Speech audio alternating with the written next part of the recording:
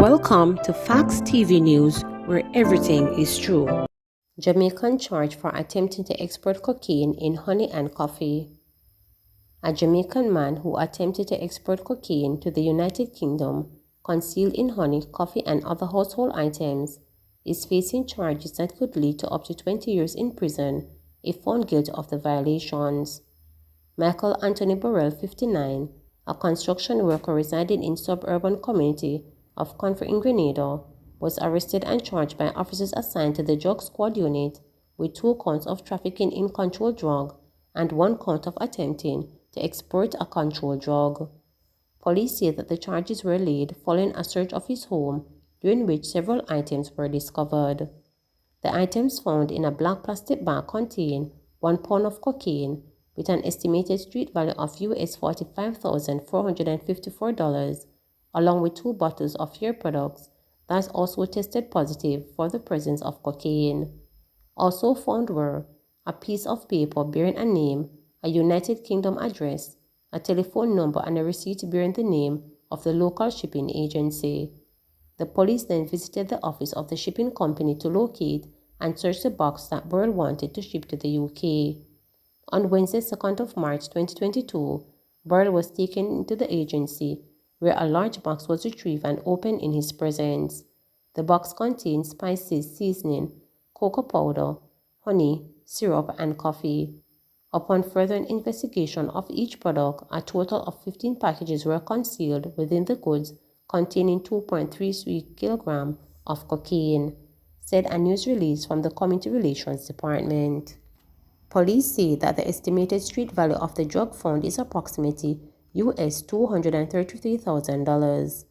Burrell, who appeared at the St. George's Magistrate Court on Friday, was remanded to Her Majesty Prison and is scheduled to reappear in court on March 14.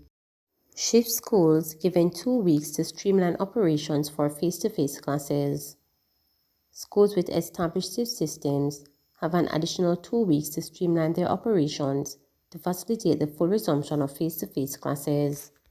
This was stated by the Acting Chief Education Officer in the Ministry of Education and Youth, Dr. Kesson Thorpe. She said the timeline will enable the schools to work through their challenges and communicate with parents so they can know fully when they will be going back to their normal operations. She was speaking during the Ministry virtual town hall meeting on the full resumption of face-to-face classes on Friday, March 4. Thorpe explained that schools on the shift system will have to facilitate a number of changes given their situation, noting that they are beyond their capacities and there is a classroom shortage issue, among other things. So they need a little bit more time to work through that, and we're asking parents to just be patient with them, she further noted.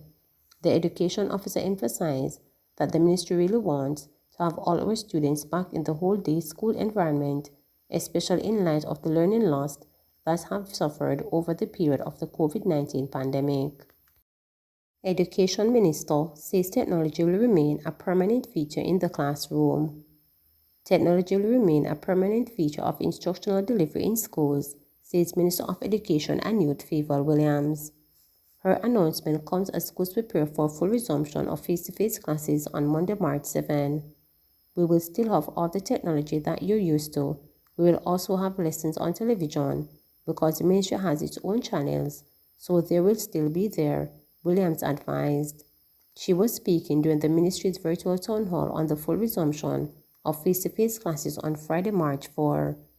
Williams said students will need to use their physical books for their lessons as part of the mixed modality of instructional delivery. She also advised that the devices provided to children are to be used to augment what they are learning in the classroom. So yes, the technology will remain, but we will just be using it in a different way than you're used to when we're in the mixed modality, she further pointed out. For her part, Acting Permanent Secretary in the Ministry, Maureen Dyer, noted that a technology in education policy was approved. Technology is here to stay. That's what the landscape will look like in the future, she added. Changes coming to railway Oxford markets in downtown Kingston. The Kingston and St. Andrew Municipal Corporation, KSAMC, is seeking to incorporate vendors of the railway market into the Oxford market after both markets were recently razed by fire, which investigators believe are the work of arsonists.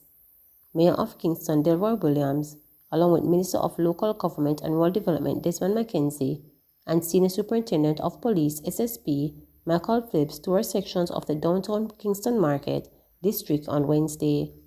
Both McKenzie and Williams believe changes are necessary to stem the series of fires that have plagued the area for years, with the KSAMC rebuilding various facilities each time. Criminal gangs operating in the area who are fighting for turf and extortion funds are suspected to have started the most recent fires. The latest fires took place on February 22nd and Sunday, when the Railway and Oxford markets were respectively destroyed. Over the years, fires have also destroyed the Pernod Charles Arcade, Jubilee Market and Redemption Market.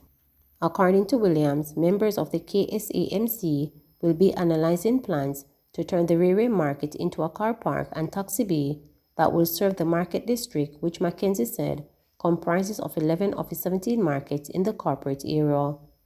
The KSAMC, we believe that its Railway Market should be repurposed to be used as a car park and as a holding bay also for taxi operators.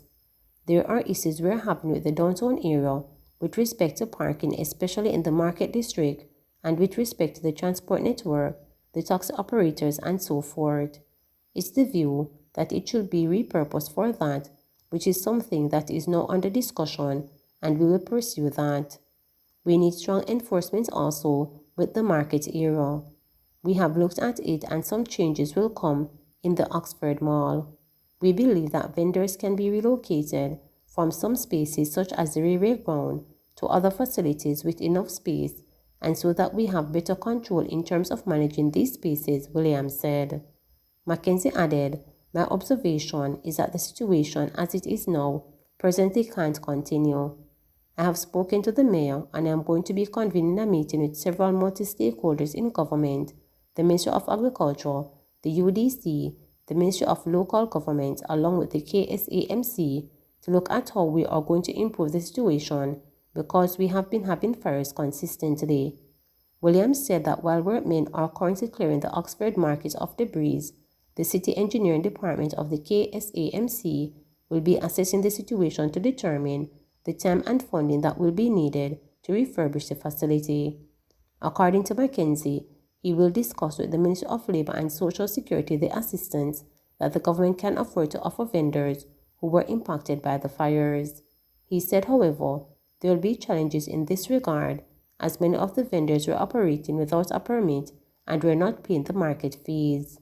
Meanwhile, SSP Phillips, who is commanding officer for West Kingston, where the market district is located, said that the police are seeking to interview a suspect who goes by the alias Pepper, as information suggests that arson is a possibility.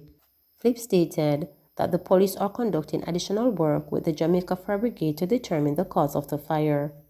"We have been talking to several persons, but one remains outstanding, one known as Pepper.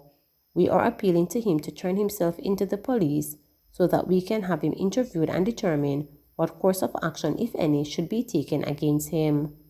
We have information that he is known to frequent the West Street and also the Matthews Lane community of downtown Kingston," Flip stated.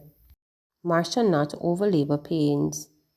JLP supporters disappointed as MP's constituency office remains closed 3 weeks after protests.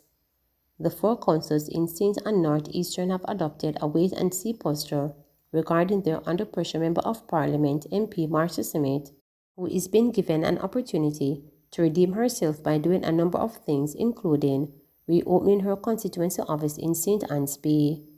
The office has been closed for 3 weeks since supporters of the governing Jamaica Labour Party JLP padlocked it in protest against what they said is their MP's poor performance. They also called for Smith to resign as both MP and chairman of the JLP constituency machinery. Councillors were also not satisfied with the MP's performance. All councillors, bar none, were concerned and the constituents also were concerned, one councillor claimed.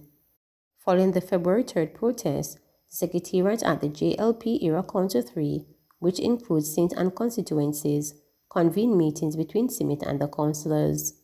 During those meetings, Smith reported the promise to do better and stated that she was preoccupied with her job as Minister of State in the Ministry of Finance and the Public Service.